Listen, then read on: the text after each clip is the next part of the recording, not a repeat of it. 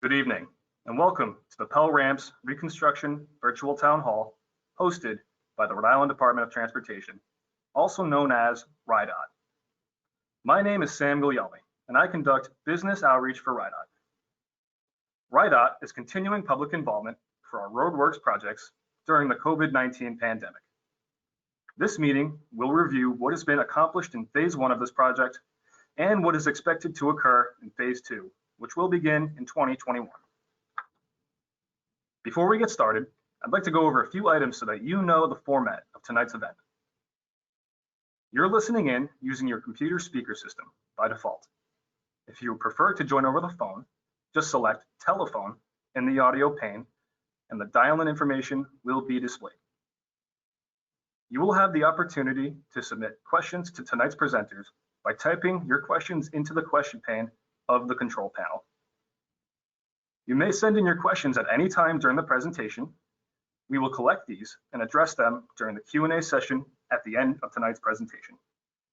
Please note that all attendees will be muted for the duration of this program. We will also launch a series of poll questions throughout the broadcast to obtain your feedback.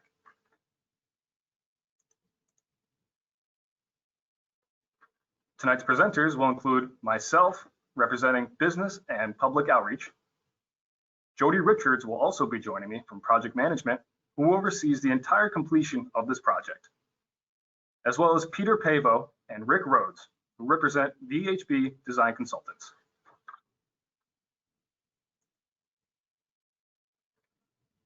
For tonight's agenda, we'll review the project as a whole, beginning with the purpose and need. We'll review the limits that have been studied and have been planned for reconstruction. We'll discuss the public outreach that has been conducted in the past. Then, to give you the most of why we're holding this meeting, we'll review what has been completed during the Phase 1 portion of this project over the last several months and show you what is planned for the second phase starting next year. The presentation will conclude with taking some of your questions and answering them as a group. I'd now like to introduce Jody Richards to kick us off and begin this meeting. Thank you and enjoy. Thank you, Sam, and good evening, everyone, and thank you all for attending tonight. This is a unique and exciting project for the department, and tonight we are very happy to share our latest project plans with all of you. For transportation projects to be successful, you need strong partnerships and support, and this project is no exception. We want to thank our various partners and supporters, including our federal delegation and our local Federal Highway Administration, who have worked very closely with us to advance the project to this stage. We are also thankful for the support from the Rhode Island Turnpike and Bridge Authority, who have been strong advocates for this project for many years. Naval Station Newport, who have provided great input and helped support our build grant application. Our local state delegation and our municipal partners, the City of Newport and Town of Middletown, and all the administrators, planners, engineers who have helped us in our design process. We also want to note that the project is made possible because of the Roadworks program, which is the department's ongoing commitment to bring our transportation infrastructure into a state of good repair. Now, it's been a little while since we last met, so I wanted to give a quick recap of the project objectives and our public involvement to date. RIDOT identifies a purpose and need for each of our transportation projects. A project's need is an identified unsatisfactory condition or problem, and its purpose is the set of goals to address that problem. Why are we doing the project? For Pell Bridge ramps, our project purpose was to improve safety for our transportation users, and not just vehicles, but also pedestrians and bicyclists, who are often called our vulnerable users. It was also to improve connectivity in both the north, south, and east-west directions of the project area. Our third goal was to open up parcels for potential development to support the City of Newport's vision for the Innovation District and to transform the road to nowhere into a new, welcoming gateway for the City of Newport. Based on our stakeholder input for this project, The needs identified were to reduce congestion and queuing on Pell Bridge, which was a critical safety issue. The need to improve the connectivity between the North End and downtown Newport, since crossing the project area safely is very challenging. And the need to spur economic development in an underserved area. Our study area for this project extended from downtown Newport north through the Pell Bridge ramp system to J.T. Connell and Coddington Highway in Middletown. When RIDOT was awarded the $20 million build grant for the project, we separated the study area into two project phases. Phase 1 consisted of the improvements to J.T. Connell and Coddington Highway, which extends from the Stop and Shop in Newport north to West Main Road in Middletown. Phase 2 is the remaining area, which encompasses the main ramp realignment. Our initial round of public outreach began in spring of 2018 with meetings at Newport City Hall and the Florence Gray Center, which really helped us define the purpose and need of the project. Round 2 was our alternatives analysis, where we held several community meetings and collected input on the 7 alternatives developed. Round 3, we identified a preferred alignment, held a town hall meeting, and collected over 140 comments. In the spring of 2020, we received a finding of no significant impact determination from Federal Highway, which then allowed us to advance the design of the project. Not only were our meetings well attended, but through the course of the project, we have met with various stakeholders, including many small businesses, residents, and community groups. The input we received from all of you made the design better, and we thank you all for that. Now I'm going to turn it over to Sam for our first poll question. Sam? Thank you, Jody. Okay, everybody, we're going to start our first poll question. I will launch it in 1 second. Okay, if you can see on your screen, the first poll question is, have you attended any of our public meetings in the past? Your first selection is yes. Your second selection is no. Your third selection is I wanted to, but could not make it. And your fourth selection is I didn't know about it. So let's go ahead and take this time to submit your. If you're having trouble clicking on one of the options, you can just lower your screen or minimize it. Sometimes that helps. So it looks like about 72% of you have voted, so I'll keep this up here for another 10 seconds.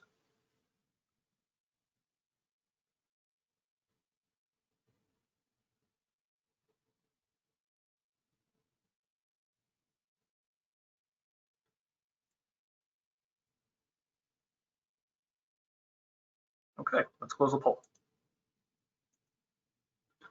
And the results are 60% of you did come to our past public meeting. 20% of you said no.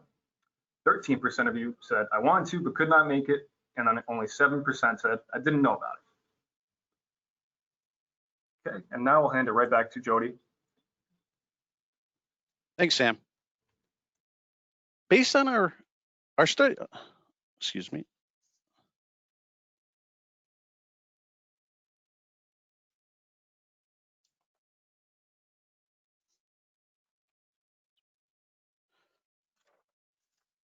Before we get into the design update for Pell Bridge Ramps Phase 2, I wanted to update all of you on the Phase 1 project, which is currently in construction.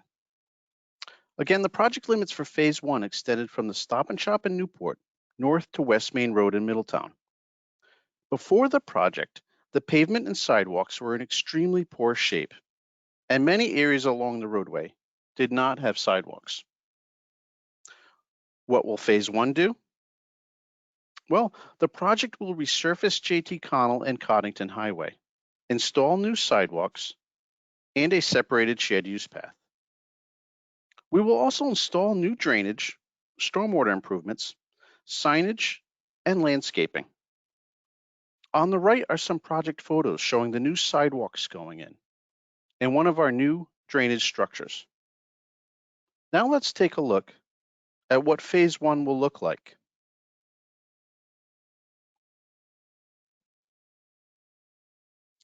This is a typical cross-section on JT Connell with the view looking north. This shows the travel lanes, sidewalk, shared use path, and landscaping.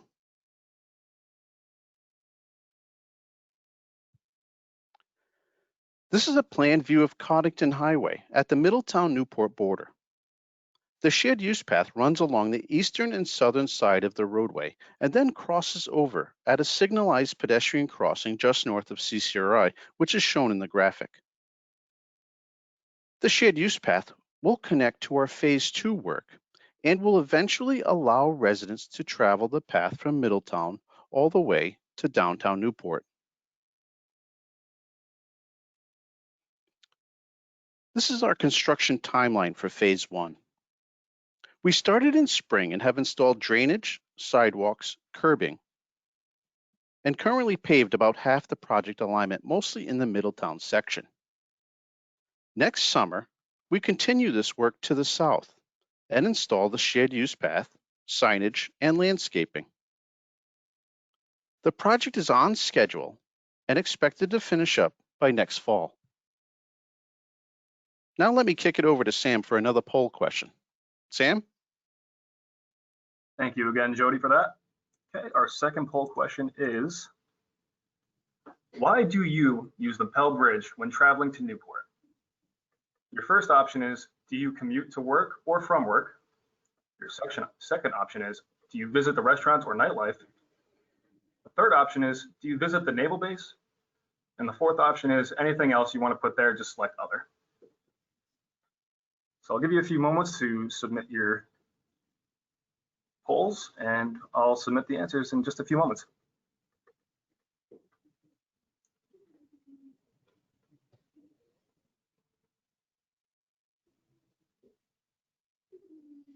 Okay, it looks like about 75% of you have voted, so I'll leave it up here for another 10 seconds and we'll review the results.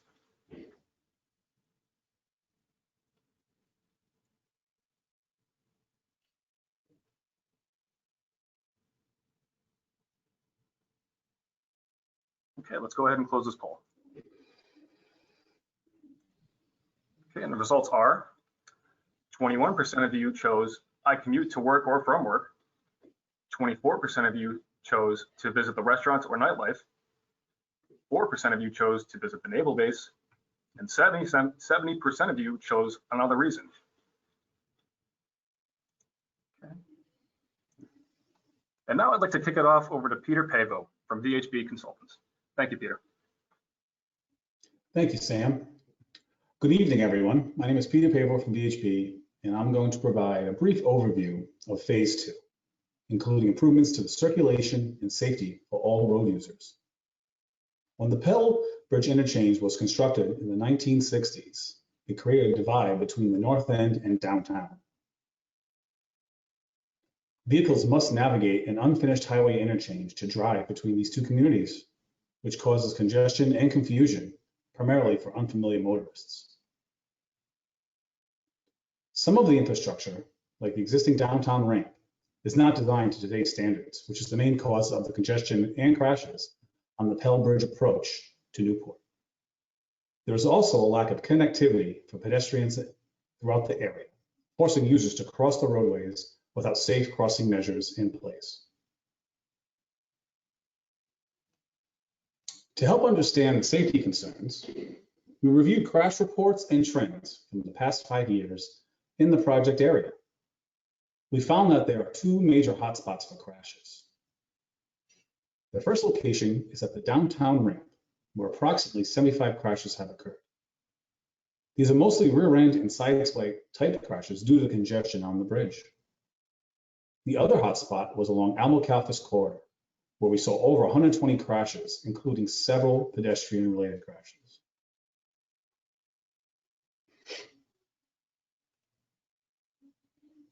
Through the alternative analysis process, we review numerous options which look to improve the circulation and safety.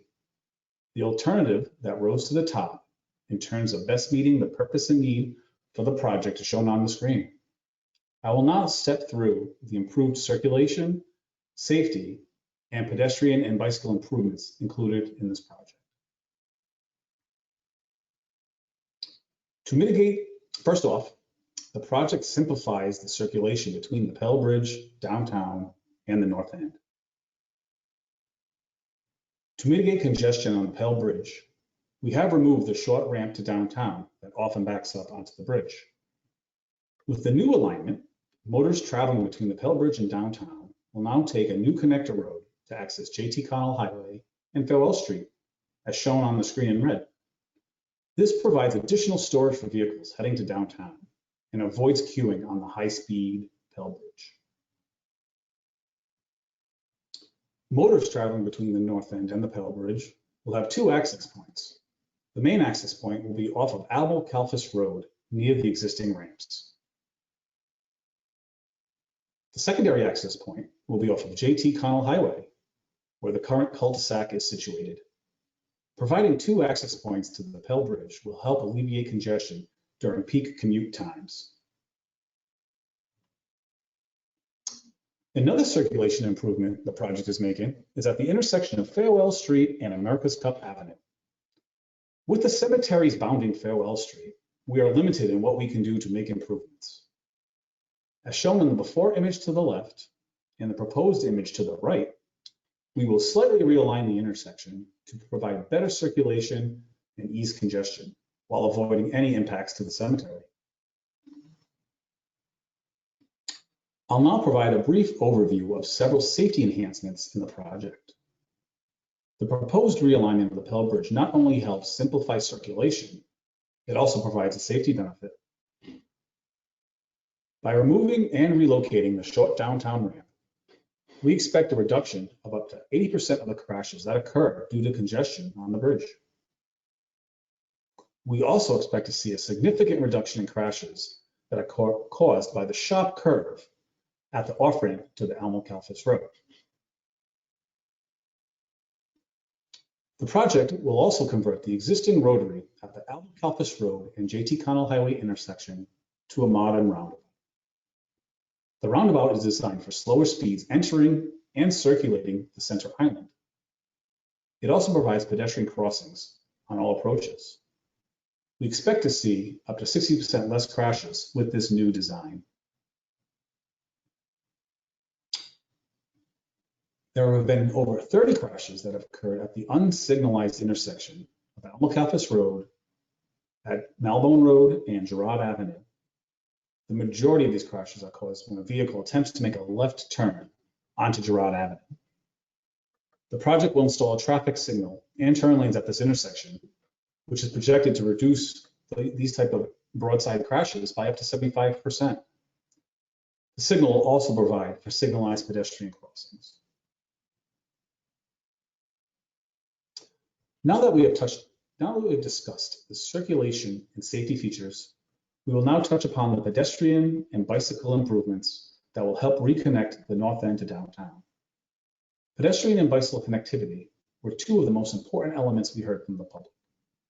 We applied this to our design approach and are proposing a separated shared use path that will provide connectivity for pedestrians and bicyclists between the Gateway Center in downtown Newport all the way to 2 Mile Corner in Middletown.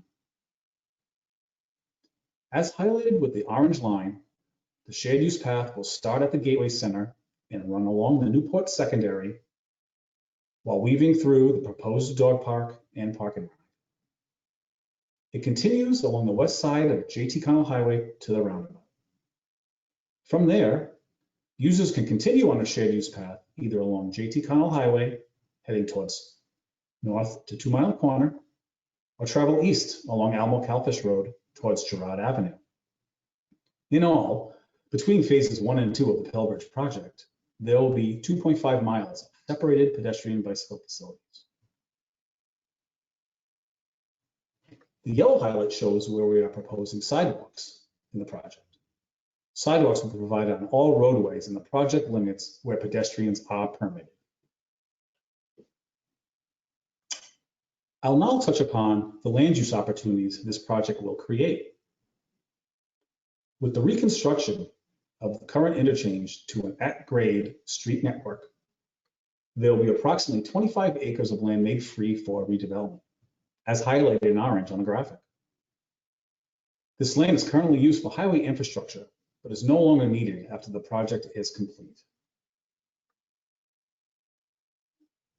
While most of this land will be available for future redevelopment, a portion of the land will be reserved for a new park and ride and relocated dog park, as shown on the screen. The park and ride is proposed along JT Connell Highway at the base of the new Pell Bridge Connector Road. This surface park and ride, which will be free of charge, will have up to 200 parking spaces and will have a RIPTA stop and shelter. The goal of the park and ride is to intercept travelers to Newport and lessen vehicles traveling into downtown. We will also be relocating the dog park, currently situated at the end of the JT Connell Highway cul-de-sac. The relocated dog park will be located where the downtown off-ramp currently exists, as shown to the left of your screen. Both the park and ride and the dog park will have direct access to the shared use path. I'll now hand it back to Jody to discuss some of the construction impacts for phase 2. Thank you, Pete. As you can see, there are some incredible benefits to this project. Not only will this project help our everyday commuters get to work more efficiently and create a more walkable, connected city for residents of all ages, it will also provide a true gateway into the city that a world-class destination deserves. Now let's discuss my favorite part of the project, construction. When the project advances to construction, we will be focused on coordinating construction activities and minimizing construction impact to the community. I wanted to run through some of these potential impacts as I get a lot of questions on these. Probably our number one complaint, traffic. No one wants to cause traffic backups and delays for our transportation users. People are getting to work and businesses need deliveries to happen. So what do? Well, for ride-out projects, we develop a traffic management plan. So this determines when the contractor can take travel lanes and restricts the contractor from working during peak traffic hours. Typically, these happen in the morning rush and afternoon rush. In addition, when we have closures, we want to make sure we are getting the word out in our weekly lane closure notifications, on our website, social media, and our project message boards to make sure everyone is aware and can plan ahead. Construction access. We plan to maintain access to businesses and residents during construction. These are challenging times for businesses, and we don't want to make things any worse. Our construction team will work with businesses and residents to minimize disruptions. This may require working off-peak times and utilizing night work where necessary in business districts. Erosion and dust control. We develop a soil management plan and use our project specifications to ensure the contractor implements proper erosion and dust control, as well follows all DEM regulatory requirements. We will also have engineers and inspectors on site during construction to ensure the contractor stays in compliance with our project specifications. Noise. Roadwork utilizes a lot of construction equipment, which can be noisy. Most common complaint is the backup alarms on equipment, but we need those for safety. Fortunately, this project is a linear type operation, so they complete sections and move along the road, so you're not just working at one location, so that certainly helps. But we want to limit noise impact to residents during construction. So we will plan for laydown and stockpile areas to be located away from homes. And we may need to limit night work in residential areas. Certainly, construction is challenging, and we will be asking for some patience and understanding on the part of the public. Myself and the construction team will be responsive and work hard to address any issues in a timely manner. Working together, we can make this a successful project. Now let's take a look at our project timeline. We expect to wrap up final design this fall and bring aboard a contractor this winter and spring, with construction beginning in the late spring, summer of 2021. We currently anticipate completion in the fall of 2024. Now I'm going to send this over to Sam to introduce our new project page. Sam? Thank you, Jody. That's the next slide. Okay. For reoccurring updates and to stay informed about the progress that has been made, we encourage you to visit the Pell Ramps Reconstruction Project page on the RIDOT website. By entering your email address in the box at the bottom of the page, you'll receive email updates as the project progresses. A shortcut link will be provided in a follow-up email to everyone that attended tonight's public meeting. As I mentioned earlier, this meeting will be recorded and posted on the project page. So if you missed a part of the presentation or just want to rewatch it, you can take a look back at any time. Okay, so now we have reached the Q&A portion of this meeting. This will give you a chance to submit your questions in the question pane on the control panel on the side of your screen. At this time, I'll ask Jody, Peter, Rick, and myself to turn on our webcams for this portion of the presentation. So that we don't run this meeting over for too long, we'll only select a handful of questions to read out loud to the presenters. And the rest of your questions will be answered in writing and sent back to you within 2 weeks. Okay, so let's all go ahead and turn on our webcams if we can.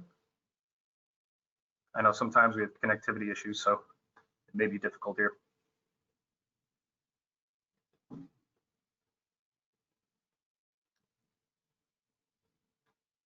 I don't know, guys, you having trouble with your webcams?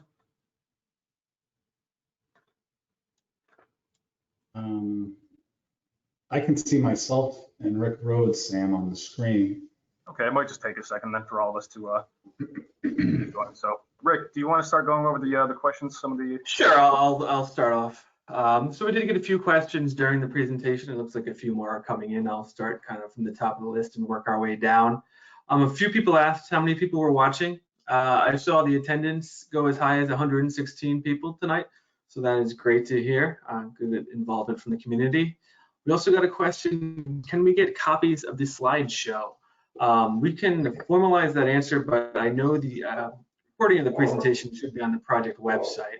I'll have to get back to you as far as actual copies of the slideshow going out to the public. The next question, it's from Brigham Stevenson. It says, I was wondering if DOT could further discuss for drivers exiting Pell Bridge wishing to travel to downtown Newport, how the first traffic signal after exiting Pell Bridge will reduce queuing in comparison with the current stop sign at the end of the to-be-removed ramp to downtown Newport. I think Pete can jump in for this one. Yeah, thanks, Rick. So excellent question. So, we did a lot of traffic modeling as we, looked at all the alternatives to see which alternative worked best. And as I mentioned before, Farewell Street with the cemeteries acts as a bottleneck, right? We can't widen and just pour everyone downtown. Even if we did, where are they going to go downtown? And downtown's always congested. So our main goal is really to take the congestion off of Pell Bridge and see if we can manage it on a local street network that's not adjacent to high-speed vehicles traveling down the Pell Bridge. So excellent question. The traffic signals on both sides of the connector road, they're going to have sufficient storage to manage the vehicle queues. We're going to be able to install dual left turn lanes. So there'll be 2 lefts taking off Pell Bridge to go down the connector road, and then another 2 lefts to go towards Farewell Street. Based on our model projections, the maximum queue should not extend beyond the new turn lanes constructed. Another, I guess, good point to measure is we don't expect the vehicles to extend beyond the overpass to JT Connell Highway. So, and that is like a worst case scenario on a Saturday peak period. So you have the tall ships, you have the other events that are going to be a little bit more atypical, but on a typical summer day, heavy congestion coming in, we feel we can manage the queues really to limit it to the JT Connell overpass. Thanks, Pete. All right, we have another question from Jonathan Perry, and it says, what happened to the bike path on the railroad tracks? So the bike path is still proposed on the railroad tracks from downtown Newport at the Gateway Center. That'll travel north along the railroad tracks to the new Park and Ride. From there, the bike path will transition over to JT Connell Highway and kind of have a buffer from the highway of about 10 feet of a grass strip that will continue north along JT Connell through the roundabout and continuing north as part of phase 1 up towards 2 Mile Corner. So we did have to take out a portion of the bike path that was along the railroad tracks in the northern section of this project due to floodplain concerns that the Rhode Island Department of the Environment raised with us. So we weren't able to construct that in there, so we moved the bike path onto the roadside of JT Connell to kind of align within the northern portion of phase 1. All right, let's see what we have here. We have a question from John Hirschbeck. So when visitors from around the world first arrive in Newport, they'll see a dog park. Is there anything to make it aesthetically pleasing, befitting a world-class city? And I think Jody wanted to jump in and take this one. Yeah, thank you. Nice to hear from John. You know, part of the purpose and need when we looked at it is to make this a true gateway into the city. So that really requires, you know, a proper landscaping plan and adding aesthetics, having that as part of the design to make it welcoming. You know, currently when you come off the ramp, you know, it's a lot to be desired. But that was part of our purpose and need, and that's really what we're including in our project, is to include, you know, landscaping to really make it a welcoming gateway for the city of Newport.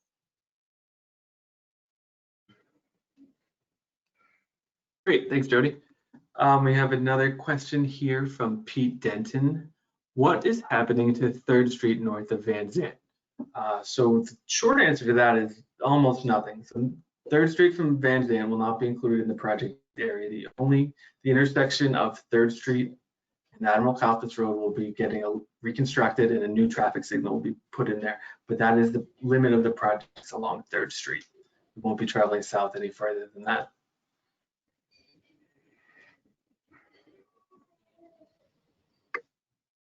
All right, kind of going down the list here. All right, looks like there's a few questions on potentially expanding the parking area to more than 200 cars. And Jody, do you want to take that one? Sure. So that area really is, you know, there's a lot of wetlands area in that area. So it really restricts us to how much surface lot we want to utilize there. Right now, it's going to be set up as a free park and ride, because the intent of the project, as you come off the ramp, you will visually see the park and ride, and we're trying to get vehicles off the road.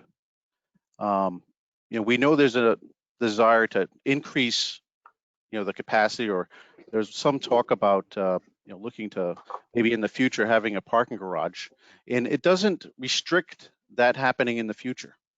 But for this project, you know, we've designed to include a surface parking lot of, you know, with sufficient number of spaces. We're including a RIP to shuttle that'll, you know, stop that they can be able to get in there. And this is really kind of, you know, what I would say to be able to gauge the use of it. You know, we want that area to organically grow, right? So it doesn't prevent, you know, a parking garage in the future after this project, but it will kind of give us a good guideline of you know, the demand in that area. It's one of our more exciting parts of the project, because I think at the heart of it, one of the, you know, based on the stakeholder input that we received, you know, people really, you know, are sick of vehicles in that area. So anything we can do to promote intermodal use and alternative uses of transportation, that's what we went with. Thanks. Great, thanks, Jody. Another question here from David Hedrick. How will the Tradesmen Center be improved? So I can take that one. They'll be improved in a few different ways. One will be the circulation of the center will be improved by the new access points. There will be not only one, but 2 access points, one onto the new extension of 138 and one to the new connector road. And as we create those second access points, it'll create the circulation for incoming truck and customer traffic to be much easier and smoother by providing more room. Also, as part of that, a parking area for the Tradesmen Center will also be included to make up for the space that's taken for the construction of this new roadway. So I think the tradesman center will be improved in several ways, and it could also improve its visibility based on its location in relationship to the new intersection of the connector road and the 138 extension. Hey, Rick, can I just step in here for a second? It looks like we have a few people who raised their hands. If you want to go on the attendee list, you can see who raised their hands. If you want to answer somebody's question that hasn't been answered yet, that would be very helpful. Okay, I'll continue to work my way down the list and take a look at that. So before you go on, I'm sorry, I don't mean to interrupt you. These will actually be posted on the project page, all the Q&A answers. They will not be sent to you personally. They'll all just be posted in one place. So it'll be much easier that way. So thank you, Rick. Yeah, so beyond these answers that we're giving tonight, we will go through and give more thorough answers to each and every one of the questions. And like Sam said, you'll be able to check it out on the project website. Another question on traffic. What, if any, impact will there be to the Point Street section traffic, especially 3rd Street? Pete, you want to jump in on that one? Sure, yes. So through the alternative analysis process, we definitely had varying options. Some that would have some kind of impact to 3rd Street, and some did not. The option that we move forward has really no impact to 3rd Street other than what is out there today. Through the realignment of the ramps, we're still leading people towards Alamo Calpich Road. So if they're using 3rd Street today, they could use it in the future, but we're not directing any more traffic towards the 3rd Street corridor.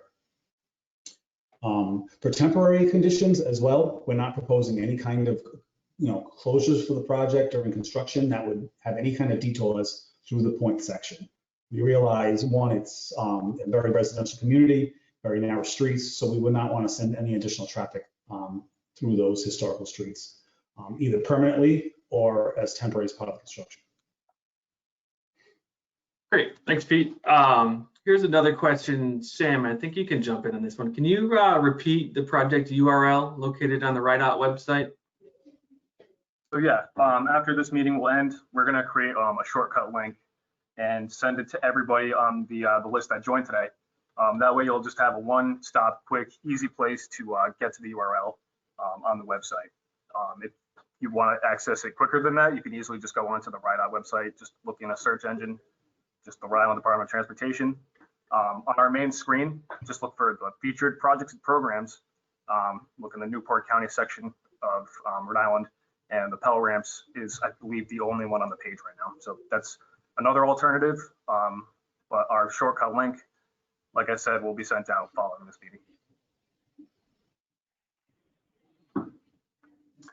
Okay, we have another question here. Will the signage on the Pell Bridge for traffic inbound to Newport be replaced to reflect the new traffic pattern once this project is complete? Pete, I was hoping you could take that one and maybe kind of go into some of the new ITS that's going to be placed out there. Sure, Rick. Yeah, so the short answer is yes. We're going to replace the signage, obviously, to remove the downtown to Newport signage and with the current configuration. So that'll be done. We're working with the Rhode Island Turnpike and Bridge Authority because some of the signage is on their property, their bridge. So we're working with them, their partners and stakeholders in this project. So that will be all updated. In addition, we're actually putting some additional ITS signs. So the sign you see over the highway that actually has electronic messages. So we're installing that as you come off the bridge as well to help guide you if there's congestion, a crash, alternative routes that you can maybe take to get to downtown. So that's something that's going to be installed as part of the project that can be used for many options. So yes, the additional signage will be updated throughout the project. Okay, thank you, Pete. So let's take a few more and then we'll wrap this up. I'll send everybody on their way. Okay, we have a question here and it says, aside from the bike path area off of 3rd Street, what is the likelihood of contaminants being unearthed in the construction area, and how will RIDOT mitigate the effects of contaminants? So the short answer to that is there are contaminants pretty much throughout the project site. We have been working on testing taking test pits and testing the contaminants throughout the project area. We are currently working with RIDEM, Department of Environmental Management, now to develop a soil management plan. In that soil management plan, it'll tell the contractor what they have to do for every bit of earth that is dug up during the course of the project. And that can be disposed of in several different ways. One would be to take to a special landfill where it's treated as contaminated soil. Another one would be to build a cap over it if there's fill on it. So that cap would be at least 2 feet of clean fill and some type of fabric over top of it. So there'll be a couple different ways we can deal with the contaminants, but it'll all be approved by the DEM, and it'll all have to go through the rigorous testing schedule throughout construction. So there'll never be contaminants exposed to residents or local businesses.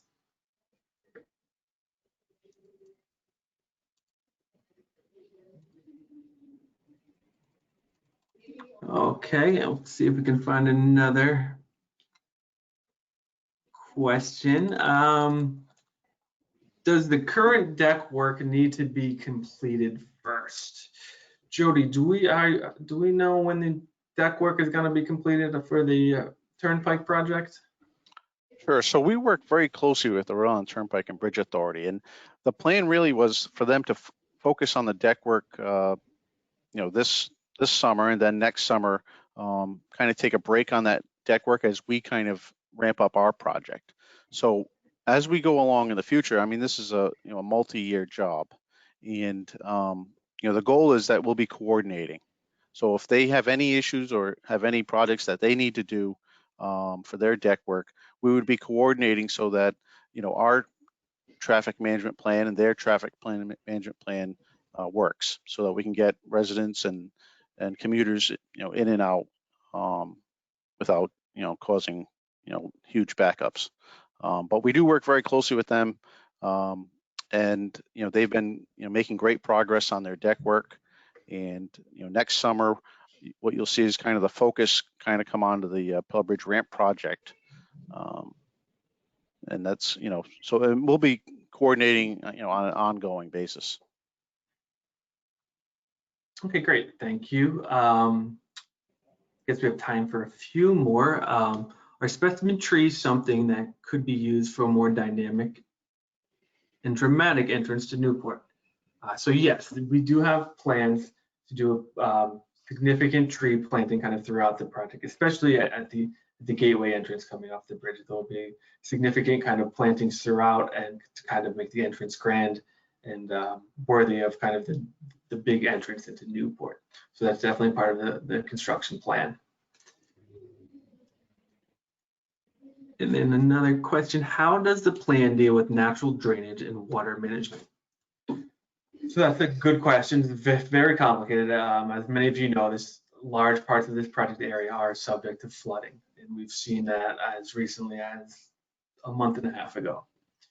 So as part of this project, we have done significant drainage analysis of the entire area and a floodplain analysis. So what we do in order to comply with RIDEM requirements is we have significant stormwater improvements. What that includes is water quality, which is by way of water quality BMPs that treat the quality of the water before they're put out into the drainage system. But we're also increasing natural wetlands out there by doing wetland mitigation, where we're impacting a small amount of wetlands, but we're almost increasing new wetlands by almost tenfold. We also, throughout the course of our floodplain analysis, identified areas where we increase the floodplain, which is area for stormwater to be stored following with a storm surge. And then additionally to that, there is a natural channel kind of throughout the project area, which kind of is daylighted several times and goes through multiple culverts. Part of this project, we will clean out all the sediment that is in both those culverts and in the channel. And that will help significantly too. As of now, there's multiple feet, as many as 4 or 5 feet of sediment built up in there, blocking the natural drainage channel. So we will clean all that out. We will get rid of the phragmites in that same stream area and add stormwater BMPs and floodplain mitigation areas. So altogether, we kind of take a holistic approach to stormwater and collection and treatment.